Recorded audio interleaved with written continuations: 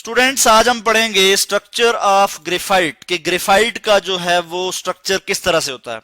तो ग्रेफाइट जो है ये कार्बन की एलोट्रॉपिक फॉर्म है, मतलब कि कोई भी एलिमेंट जो मोर देन 2 डिफरेंट फॉर्म में पाया जाए उसे हम एलोट्रॉपिक फॉर्म कहते हैं, उसे हम एलोट्रॉपी कहते हैं। और ग्रेफाइट जो है वो कार्बन की एलोट्रॉपिक फॉर्म है।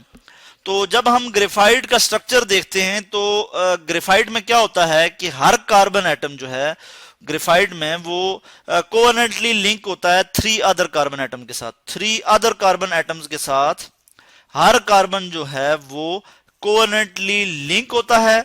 तो इस तरह से एक हेक्सागोनल सा स्ट्रक्चर आ जाता है हमारे पास, बेसिक हेक्सागोनल रिंग आ जाता है। ठीक है जी, मैं आपको अभी दिखाता हूं कि किस तरह से होता है बेसिक हेक्सागोनल रिंग। हेक्सा कहते हैं 6 को और गुनल मीन कॉर्नर, बेसिक हेक्सागोनल रिंग आ जाता है। कैसे जी कि जब हर कार्बन एटम जो है वो 3 अदर कार्बन एटम के साथ कोवेलेंटली जब लिंक होता है तो हमें एक बेसिक हेक्सागोनल रिंग आ जाता है। ठीक है जी, वो रिंग किस तरह से होता है वो मैं अभी आपको यहाँ पे दिखा देता हूं। ठीक है जी, ये आप देख सकते हैं कि ये एक हेक्सागोनल रिंग है, बल्कि एक लेयर जो ग्रेफाइट का स्ट्रक्चर है वो आप देख सकते हैं। ठीक है जी, इसमें से ये एक जो है ये हेक्सागोनल रिंग है जी। ठीक है जी, ये एक बेसिक जो हेक्सागोनल रिंग है ये आपस में जो है कंबाइन होके एक लार्जर मॉलिक्यूल बना देते हैं। ग्रेफाइट का एक लार्जर मॉलिक्यूल बना लेते हैं। ठीक है जी, ये आप इसका स्ट्रक्चर देख सकते हैं, ये लेयर्स में है। ठीक है जी, हेक्सागोनल जो रिंग है ये क्या है, इसमें क्या है कि लेयर बन जाती हैं। ठीक है जी, each layer of carbon atoms जो हैं वो उसको आप देख सकते हैं कि वो 2 डायमेंशनल जो है वो अरेंजमेंट में है, 2 डायमेंशनल पैटर्न में है। यानी इसमें हम लेंथ की बात कर रहे हैं, इसमें हम ब्रेड्थ की बात कर रहे हैं, मगर यहाँ पे डेप्थ की बात नहीं करेंगे। तो इसलिए ये 2 डायमेंशनल है। इसमें हम 2 ही चीजें ले रहे हैं, लेंथ और ब्रेड्थ। लेंथ के लिए मैं यहाँ पे L लिख लेता हूं और ब्रेड्थ के लिए मैं B लिख लेता हूं यहाँ पे।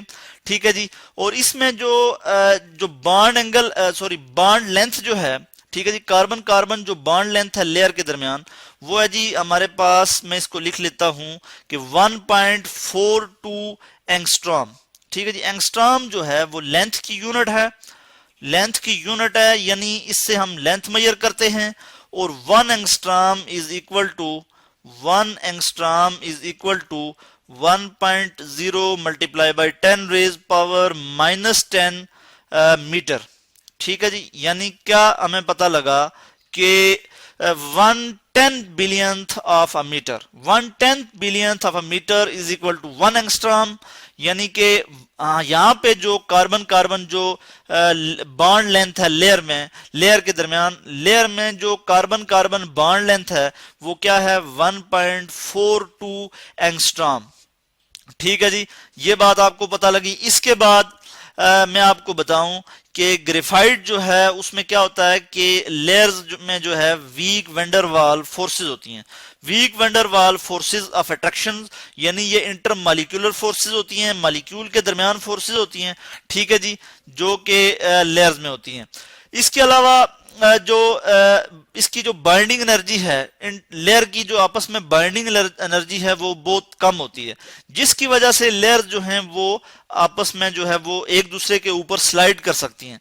मैं लिख लेता हूं बाइंडिंग एनर्जी। बाइंडिंग एनर्जी जो है इसकी लो होती है, बाइंडिंग एनर्जी, और मैं इसको क्या लिख लेता हूं जी, लो। और इसकी वजह से क्या होता है कि लेयर्स जो हैं वो आपस में एक दूसरे के ऊपर जो है वो स्लाइड कर सकती हैं।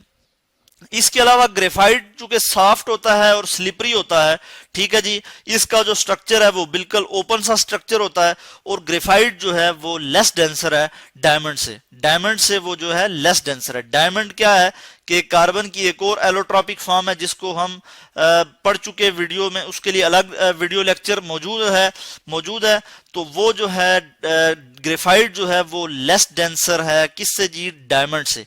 डायमंड भी जो है वो कार्बन की एलोट्रॉपिक फॉर्म। एलोट्रॉपिक फॉर्म मैंने पहले बात की कि एटम्स कोई भी एलिमेंट जो मोर देन 2 डिफरेंट फॉर्म में पाया जाए उसे हम कहते हैं जी कि वो एलोट्रॉपी है जी, ठीक है। वो एलोट्रॉपी एलोट्रॉप्स उसके जो अब हम देखते हैं डायमंड और ग्रेफाइट क्या हैं, ये एलोट्रॉप्स हैं कार्बन के जी, ठीक है जी। तो कार्बन क्या करता है जी, कार्बन की ये प्रॉपर्टी है कि एलोट्रॉपी शो करता है। इसके अलावा हम देखते हैं कि ग्रेफाइट में चूंकि तीन कार्बन एटम जो हैं वो आपस में जो है वो लिंक अप होते हैं कोवेलेंटली, यानी हर कार्बन एटम वो तीन दूसरे कार्बन एटम के साथ जो है वो लिंक अप होता है इस तरह से, यानी एक अगर यहां पे एक कार्बन एटम है तो वो इस तरह से तीन दूसरे कार्बन एटम के साथ जो है वो लिंक अप होगा। तो इसकी वजह से क्या होता है कि जो फोर्थ इलेक्ट्रॉन होता है, जो फोर्थ वैलेंस इलेक्ट्रॉन होता है वो जो है वो डीलोकलाइज्ड होता है, ठीक है जी। पूरी लेयर में वो डीलोकलाइज हो जाता है, चूंकि वो बर्निंग में मौजूद नहीं होता, ठीक है। वो डीलोकलाइज होता है, वो यहाँ पे मूव कर सकता है, जिसकी वजह से हम कहते हैं कि ग्रेफाइट जो है वो कंडक्टर है इलेक्ट्रिसिटी का, इलेक्ट्रिसिटी को वो कंडक्ट कर सकता है। मगर कैसे इलेक्ट्रिसिटी को कंडक्ट करता है कि वो इलेक्ट्रिसिटी को पैरेलल लेयर जो है वो अपनी पैरेलल जो प्लेन में जो है वो इलेक्ट्रिसिटी कंडक्ट करती है, ठीक है जी। In a parallel plane, parallel to the plane, ठीक है। तो परपेंडिकुलरली नहीं करते, ठीक है, परपेंडिकुलरली नहीं करते बल्कि लेयर के पैरेलल, यानी अगर ये लेयर्स हैं तो इसके बिल्कुल पैरेलल जो है जो करंट इलेक्ट्रिसिटी है वो ग्रेफाइट जो है वो कंडक्ट कर सकता है जी। इसके अलावा हम बात करते हैं कि ग्रेफाइट जो है इसकी हमने बात की कि डीलोकलाइज्ड इलेक्ट्रॉन होते हैं जिसकी वजह से ये इलेक्ट्रिसिटी कंडक्ट करता है।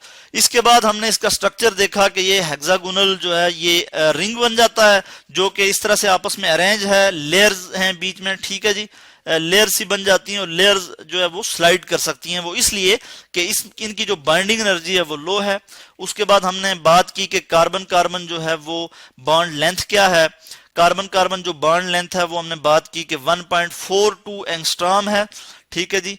और ये था जी आज का टॉपिक के स्ट्रक्चर ऑफ ग्रेफाइट जो कि आज हमने पढ़ा जी।